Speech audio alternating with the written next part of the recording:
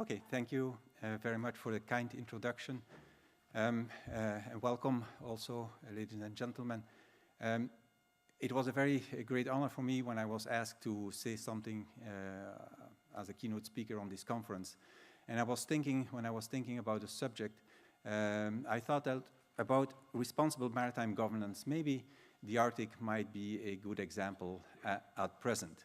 And so when I submitted that topic, I immediately found out that it would be a very daring subject to take. And I was already a little bit scared from the beginning because I found out that, of course, one of the organizers of the scientific body just published an article on that topic in a renowned journal. So it's always very difficult to treat then a similar topic. But at the same time, it's not only a daring topic, but it's a dear topic to me.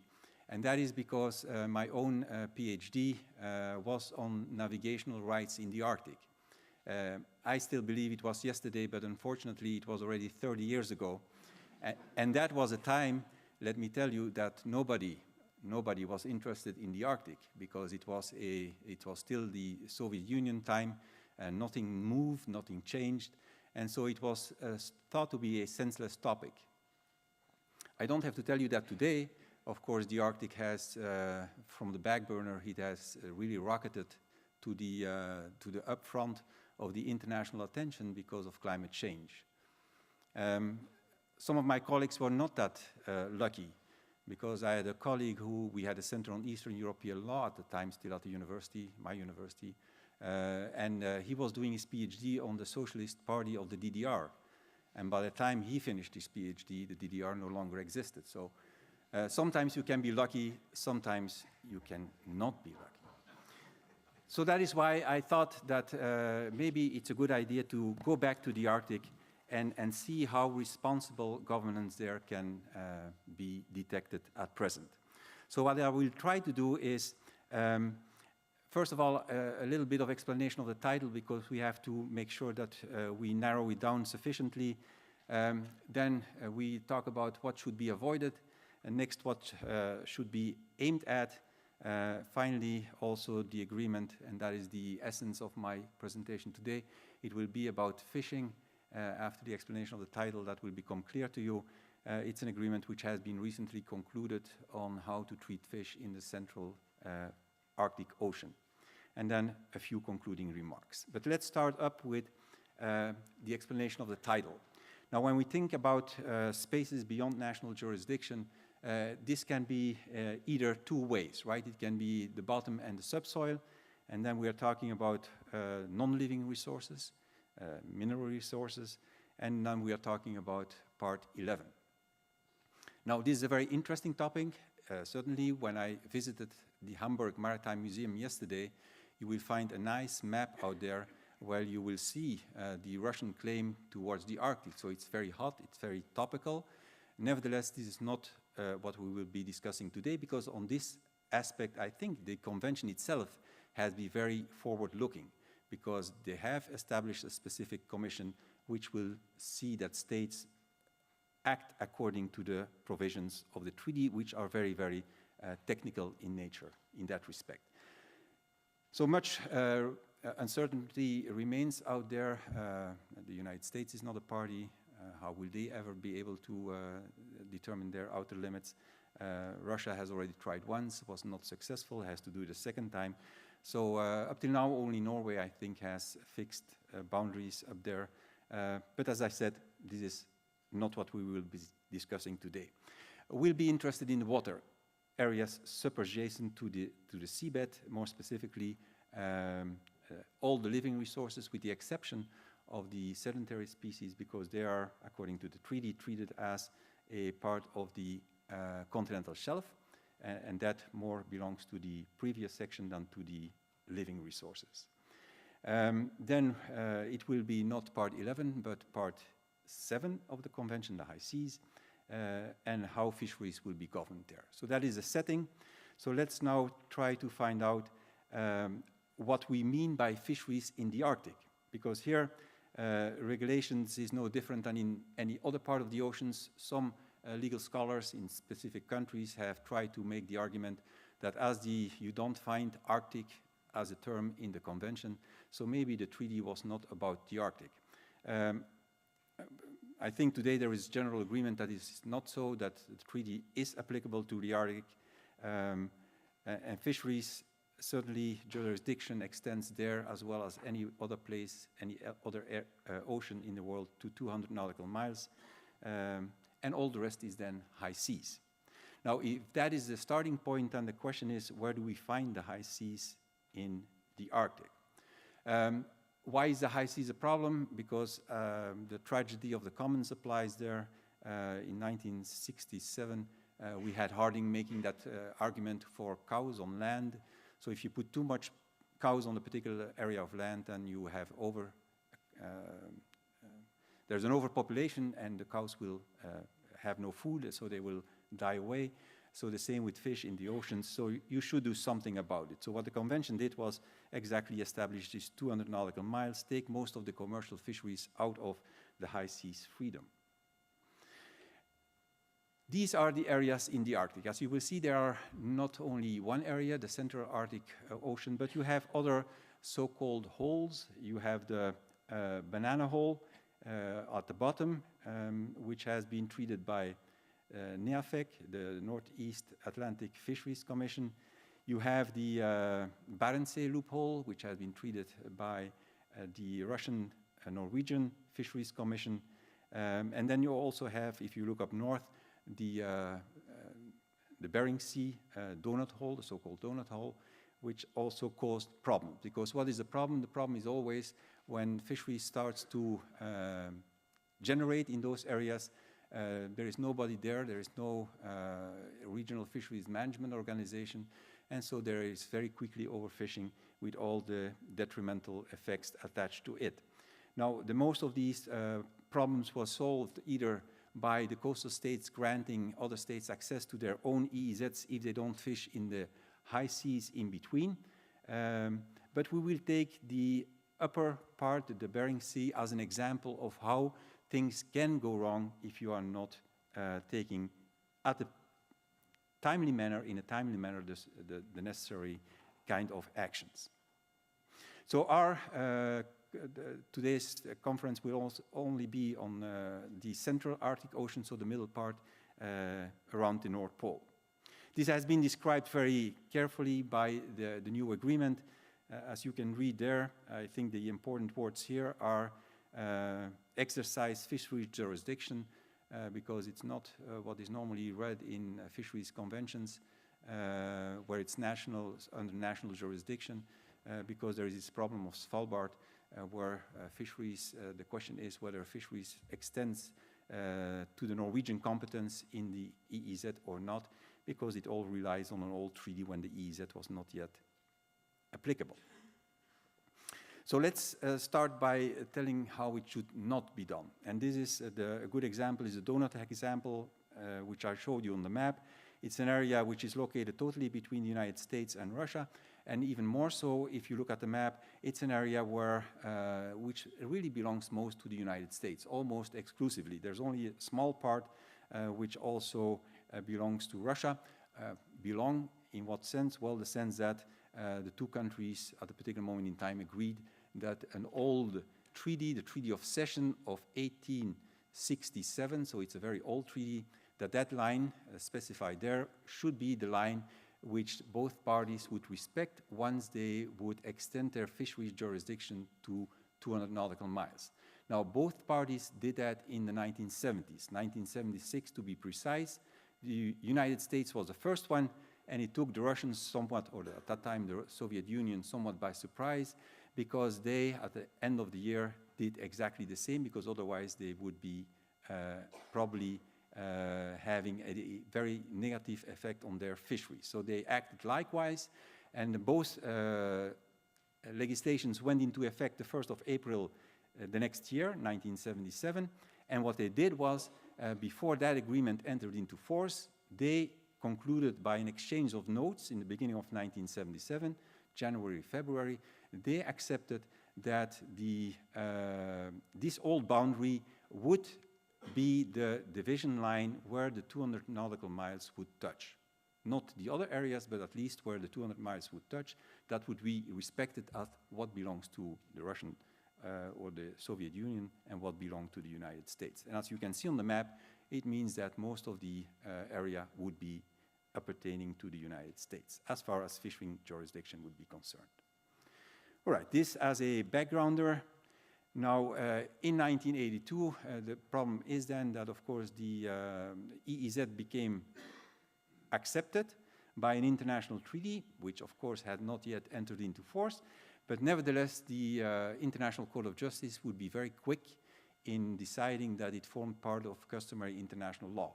It was namely before the treaty entered into force in 1994, that already in 1985, in the Libya-Malta case, that the court stated, even though it was a continental shelf case, it nevertheless, in an obiter dicta, the court stated that the EEZ formed part of customary international law, meaning that all countries would be able to rely on it.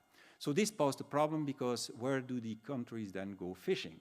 So two possibilities: either you pay your way into the EEZ of a coastal state, or of course you remain on the high seas where it remains a freedom.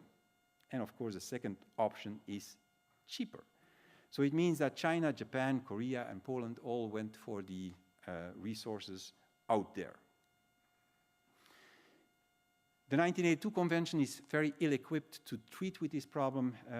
In a book that we published ourselves, Law of the Sea in a Nutshell, we labeled this as a missing chapter of the 1982 Convention, because at that time states were so much concerned with the EEZ, and 95% or a little bit less of all commercial fisheries was transferred from the high seas freedom to the coastal states. So that took quite a lot of energy, and they forgot about the 5% which was remaining on the high sea, so no specific rules were to be found in the convention.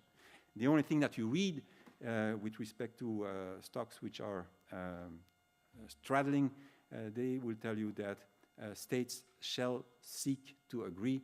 I don't have to tell you that if you try to implement these words in practice, it's very difficult, because the shall is an obligation and the seek certainly is not an obligation, and the agree is something that you cannot be forced to do. So it's very difficult to rhyme these words in practice. Now, these figures tell it all. These figures tell it all because you will see that for a long time the two coastal states remained fishing for the Alaskan pollock, because that was the fish that was at that time very much overfished inside their own EEZs. In the beginning, the United States was not very much interested, but they learned very quickly that it was a very lucrative business. So in a couple of years' time, they were able to fish all the catch. So it meant that once they were able to fish all the catch in the EEZ, there is no reliquat, as they say in French. There is no surplus, meaning that they don't have to give anything to any other country anymore. So it meant that the other states not only could not be invited to join inside the EEZs, because simply there was already the maximum sustainable yield had been reached. And then you see that these states then went for the middle part, and very quickly the number of catches were increasing immensely, to the point in 1998 where you see that so much fish was caught that even the coastal states never caught in their own 200 nautical mile zones. Now, if you look at if you compare the areas, the central donut hole is only 8% of the whole Bering Sea. So it means that in this small part, quite a lot of fish was taken. And then the two last lines, I think, tell you all. By 1992, all the fish had disappeared, and so there was a total collapse of the fish stocks.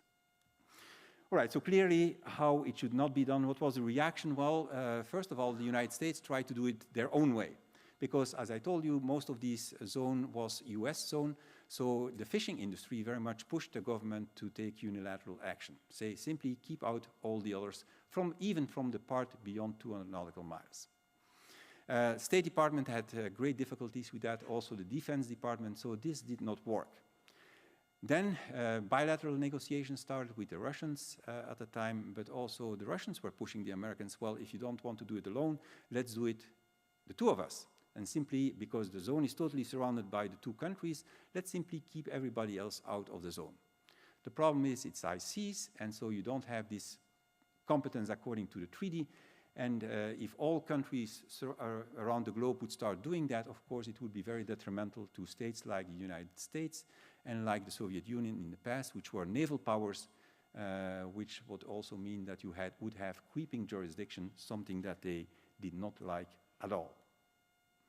So finally, they settled for the multilateral approach, meaning they got everybody around the table, but they only did so at the time that the collapse had already happened.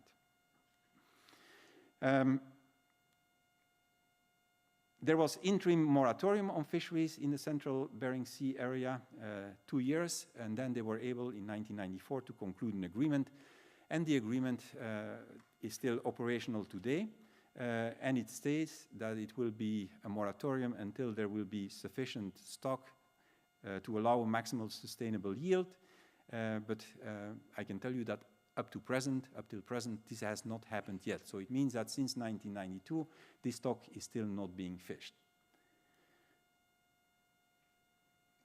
Now, what was the essence of the agreement? Because that's always what interests lawyers. How were they able to make sure that these countries would stop fishing? Because the problem these countries put forward was always the same. Why should we stop fishing in the central part if you, coastal states, you continue fishing in your EEZs for the same stock of fish?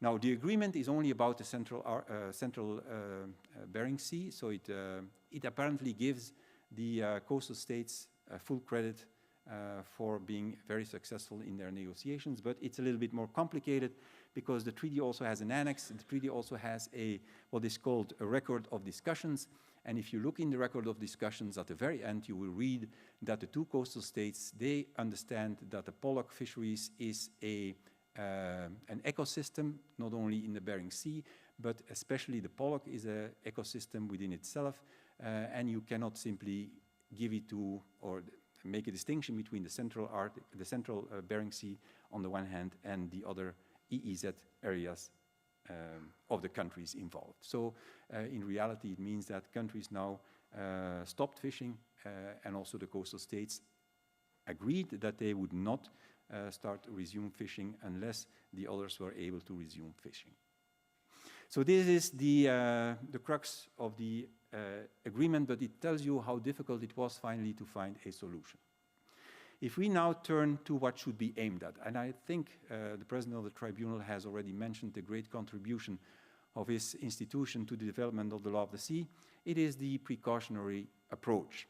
But as we all know, this is not to be found in the Treaty of 1982. It's to be found in the 1995 agreement which supplemented the treaty. Special situation of the Central Arctic Ocean now is such that, of course, it's a rather large area. If you compare it to the Bering Sea donut hole, the Bering Sea donut hole is really insignificant because this CAO, the Central Arctic Ocean, it's more than the whole Bering Sea as such. So it means it's a very large area. But on the other hand, fishing has not occurred there yet for a simple reason that the area is covered with ice or has been covered with ice. So it's not because countries did not want to fish there, simply because they were not able to fish there.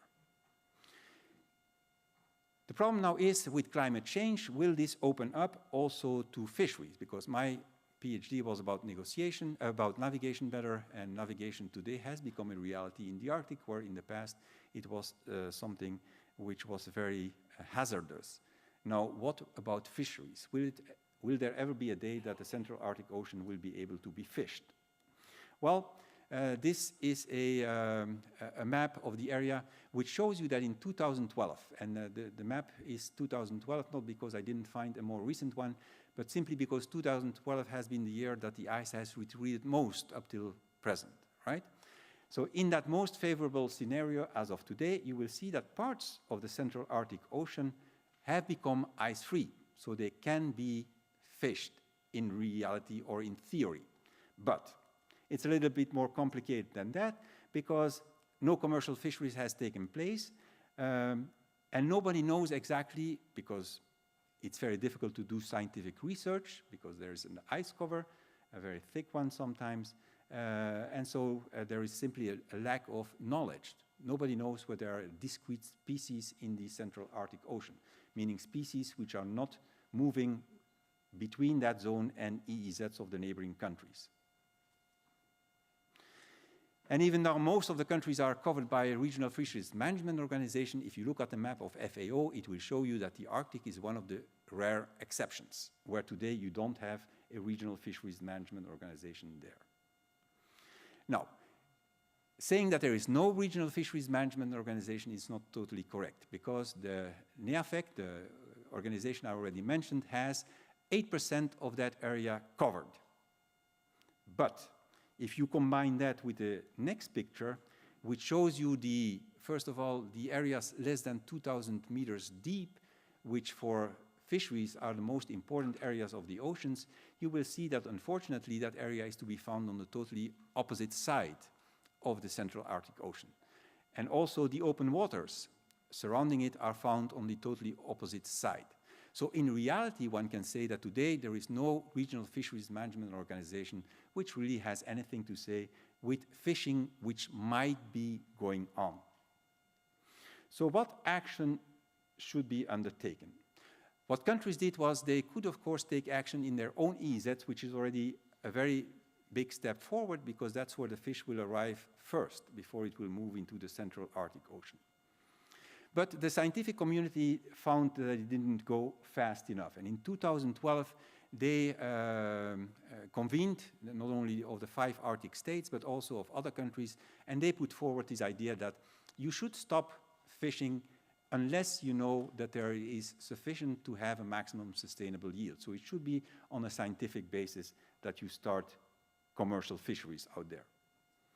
The Arctic 5, meaning the Arctic countries having a coastline in the area, being Canada, Denmark, Norway, Russian Federation, and the United States, they thought that they had the power to regulate this element.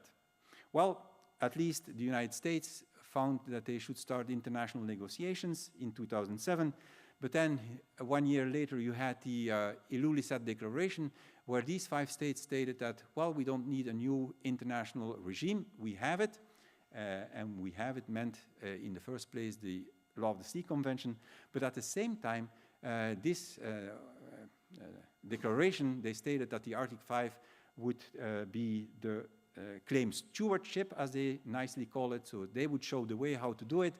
But if you then look at the same declaration and try to find anything about fisheries, it's a very, there's not much to read, because there is something about resources, but mostly the resources were about the non-living resources. So then in 2015, finally they arrived at what is called a joint declaration in Oslo. And this was for the first time that the 5 Arctic countries together agreed what the scientific community had suggested in 2012 to a large extent, namely that there would be no fishing unless there would be a regional fisheries management organization which had given its approval. So it meant that there would be no unregulated fishing, at least not for commercial purposes. The interim measures were also not only the vessels should not fish, but at the same time it was also very well realized that they needed more scientific research. So like in the Antarctic Whaling Convention, there was a provision trying to stimulate the countries to establish joint scientific research with respect to fish, and then also, as you can see, other preventive measures with respect to make sure that others would respect this kind of non-commercial fisheries. But of course, I don't have to tell you, this is a non-legally binding document, so they did not have much room to maneuver other states or to twist hands of other states to make sure that they would accept. Now, I would say that the biggest problem with this declaration of Oslo was that it was the 5, and only the 5, because you know that we have something which is called the Arctic Council, and that's the Arctic 8. So besides the Arctic countries that are listed, there's also Finland, Sweden, and Iceland.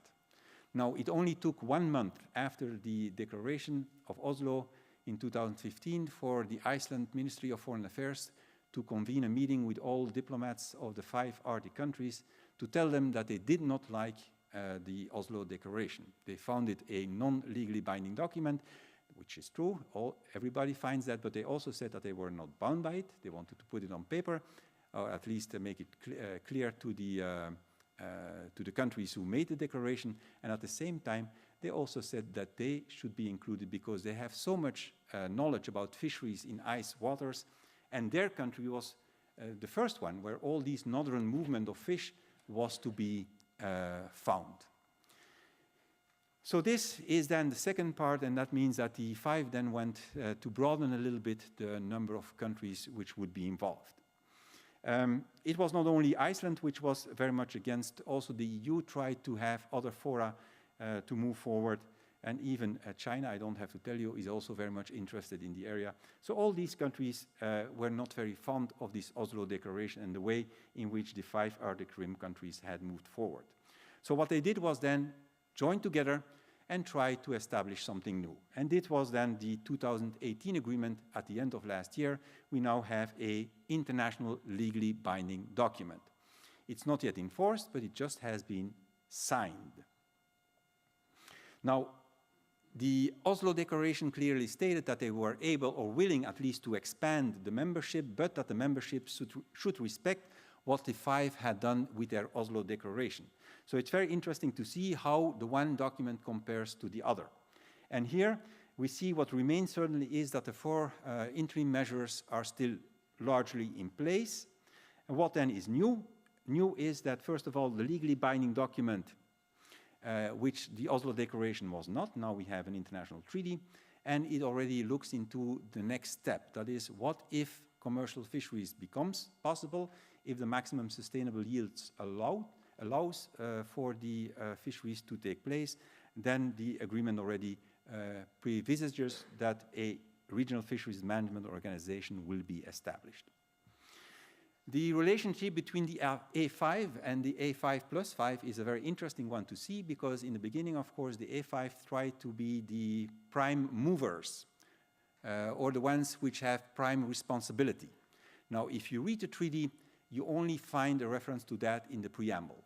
All the rest parties are on a foot of equality, meaning that the voting, also the entry into force, you need all the countries before this new agreement will ever enter into force, meaning that everybody has the same stature. Dispute settlement provisions is also very interesting to note, because if you look at the practice of states, very often you have, because the 1982 Convention is a very progressive document with respect to dispute settlement. It's very extensive. More than 100 articles of this treaty, which counts 300 and a little bit, is about dispute settlement.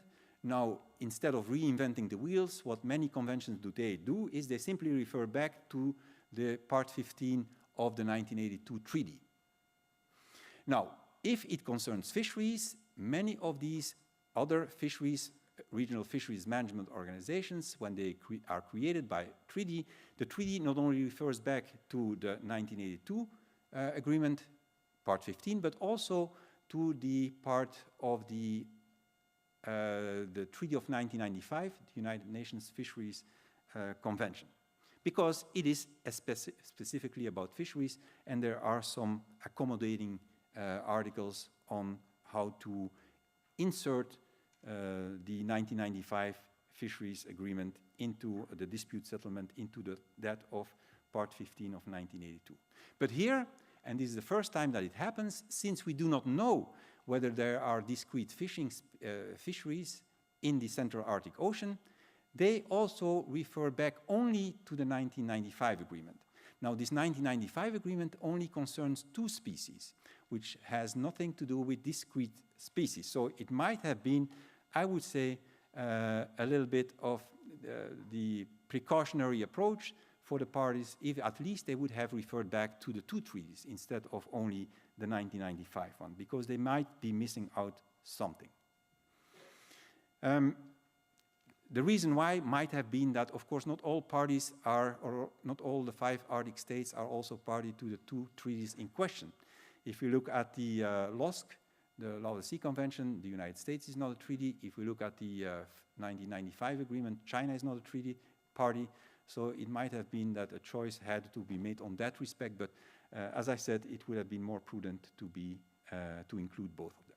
And this brings me to my conclusions. So if we compare how fisheries has been treated in the Central Arctic with how it has been treated elsewhere, I think this is very positive as far as the international community and responsible management is concerned, because as stated by one of the privileged observers, this will be the only, and I quote, this will be the only ocean in the world that humankind have agreed to not fish in until we have a scientific understanding of what's there and the management regime under which to operate. Up till now, it always worked the other way around. We fished on the high seas until it was depleted, and then it's sufficient to look at the FAO statistics to notice that, and then international action is taken. But, of course, there are also some minor points I think we have to take into consideration. Difficulties remain. What is the appropriate body? I have tried to explain you that the Arctic Council has been put forward, the NEAFEC has stated, and their first reaction to the treaty when it was adopted in last year, at the end of last year, was they issued a declaration saying, we have noticed that this agreement has been concluded, but we, NEAFEC, we are competent with respect to fisheries in these 8% of the area, and they stand, they put their claim, I think, very clearly. Also, the United Nations General Assembly at a particular moment in time has been put forward as a possible forum, like at a particular moment in time they also did with the Antarctic, remember. And then the Arctic 5 came in 2015, and then the Arctic 5+5 now finally ended up with the agreement. Is that now the end of the line? Well, the whole question is, maybe there are other countries out there who do have an interest in fishing when fishing becomes available.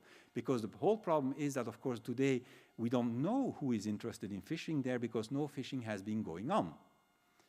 Meaning that you cannot go on historic catches to show your interest in the area. So the 2018 agreement is also only an intermediate step. The preamble at present says that it's premature to try to establish an organization, but it might become relevant. And then the question is who to invite. And here the new convention states that if all the Arctic 10 agree, they can invite others, if they have a real interest. All right? But how to make sure that there is a real interest? Of course, the 5 hold the key, because they will have first to invite them. And as I said, I didn't say that, but all decisions which are not procedural have to be taken by consensus. And everybody can raise or can state simply that they think that something is more than procedural. And if it's sufficient that one country says so, and then everything needs to be done by consensus. So again, it gives everybody in reality a veto power if they don't like to invite a particular country. And then the last thing I would like to say is, after a long period of having too few international treaties in the Arctic, when I wrote my PhD, there was only one treaty which bound the 5 Arctic countries, and that was a treaty on polar bears. And remember, the polar bear is now threatened with extinction, so maybe this meant that at a particular moment in time there was no single treaty binding the 5 Arctic states. Now, today this has changed in the framework of the Arctic Council, international under its auspices. Other conventions have been signed and already entered into force, but the question is, why is it possible, or how is it possible that if scientific research is so important in this 2018 agreement, why is there no reference to the treaty which has just been concluded on scientific research? And this is a very pertinent question, I think, because this treaty just was signed in 2017, entered into force very recently, and the 5 Arctic countries very well knew about it because they are all involved in concluding this treaty. And now, the last slide that I would like to show you is, we all know that the Arctic does not have one single definition, right? But nobody knew that such a definition of the Arctic would be possible. So it's a very complex definition of the Arctic, how to describe it, but nevertheless, and it says even underneath, it's a part of that treaty, an integral part, but it says that the lines may not represent very exactly where the outer boundary is. But for us important is that if you look at it, you will see that the Central Arctic Ocean is totally covered, right? So scientific research and the increase in scientific research between these countries normally should go through this agreement, and nevertheless, the fishing agreement, which is so much needs cooperated action with respect to scientific research, doesn't say anything about it. So how can you move in different levels at different times periods? So with this, I would like to leave it, and thank you for your attention.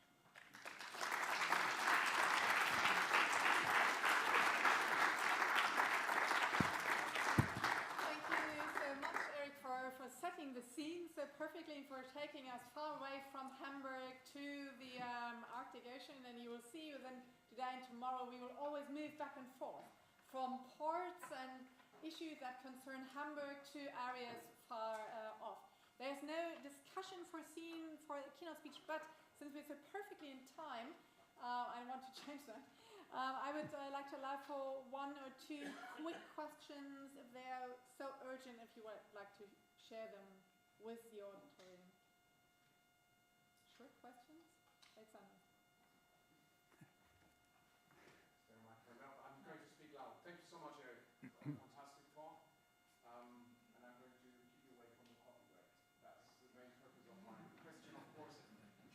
I was wondering, when you spoke about the potential institutions concerning fisheries, there has been a discussion of whether the Central Arctic Fisheries Agreement is not a regional fisheries management agreement itself in terms of, in terms of the 1995 agreement.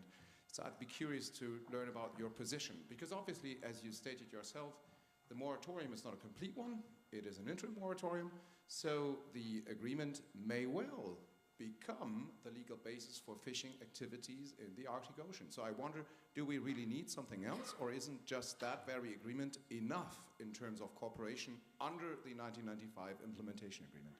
Thanks very much. Thank you very much for the very interesting question. On the one hand, I would say that the agreement itself, like you yourself stated, it's not really a moratorium, right? So it means that the only thing that they do is that they say that they will not fish unless there is, it is clear that there is sufficient fish to, on a scientific basis, to allow for commercial fisheries. Now, this, I think, depends on whether you have a regional fisheries management organization which is capable to tell you whether there is sufficient fish in the area. And so I told you about NEAFEC, which already reacted to this adoption of the treaty. I think NEAFEC very well put forward the claim that if in their area fisheries will become possible, they will be the one who will be determining whether there is a possibility to fish or not. And it's very clear that if you look at the way the convention has been drafted, or the agreement has been drafted, that this has been very carefully managed, right? Because they say that they do not interfere with whatever NEAFEC will be dealing with. And NEAFEC, in response to that, reacted saying, yes, since this agreement very clearly states that they don't take away any of our competences, we are the ones who are competent if ever it becomes that way. But as I try to move or to prove by showing you the different maps, probably NEAFEC will not be the first regional fisheries management organization where this will happen, right? So it will be under the aegis of some other organization. And there is no other organization for the moment, so I think personally that if fishing becomes possible, it will be in the southern, well, what you call southern, if you look at from the pole, there is no south, no north. But it means that the area in front of the US coast and the Russian coast, if that becomes possible outside of the 200 nautical mile zones, I think there is no regional fisheries management organization, and only commercial fisheries will be possible if by that time the interim measures are lifted by the creation of such an organization. And I hope this responds to your question. Thank you very much. One very last brief question, and then it's a coffee break.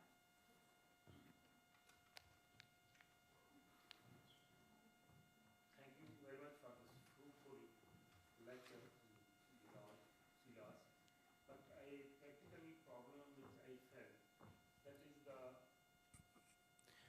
the problem between the states regarding the fishermen who visit the sea for the fishes, and the other country caught the persons. Either there is a specific law regarding the information of that people, that till how long nautical miles these person can go in the sea. And secondly, some people, most of them are not known to the sea laws clearly. Secondly, is there any boundary of every country where it is warning for the people who are fishing in the sea areas, that they will know earlier that we shall not go beyond that limits? So regarding this matter, either any law is well established for the knowledge of the persons who are not well educated, but they will be properly warning and informed in these manners. Okay. Thank you very much. I take your question not so much specific to the Arctic, but more generally in fishing law, because to my understanding, before you move into the Arctic to fish, you will very well know what the legal regime is there, because you will not go there by a small fishing boat. You will need probably a very strong vessel to be able to cope with that. So it means a lot of investment, and when you invest, you probably also take in legal advice on what you can do and what you cannot do. But you know, the problem that you raise is that, of course, if you have small fishing vessels and you are in an area of a boundary, and differently from land, of course, you don't fix any boundary at sea, so you don't see where the boundary is, and especially the fish certainly doesn't consider the boundaries created by men. So very often what we see there is that both sides, or if the relations are rather good, both sides take into account some kind of a safety zone, I would say, from the limit at sea, to make sure that fishermen, either they are warned and then they go back to their own position. But sometimes, and this struck me when I was doing the research for this paper, sometimes it's not of bad will. Because in this old agreement, based on the 1867 Treaty of Cession between Russia and the United States, so it's a very old treaty. They created a line on a map, but when the people said, we will use this line to separate our fishing competences, one of the captains was captured by the Russians. He thought that he was still in the American zone, but the Russians thought that he was in the Russian zone. And this was not of bad will. It was not that he wanted to go into the Russian zone to fish and then escape. No, it was simply because the way in which you determine on a map a straight line can have different kind of connotations. So sometimes it's not even because people do not know where they are. It's simply because there is not a unified way of looking at things. So it took the Americans and then the Russians a new treaty before they finally settled that one.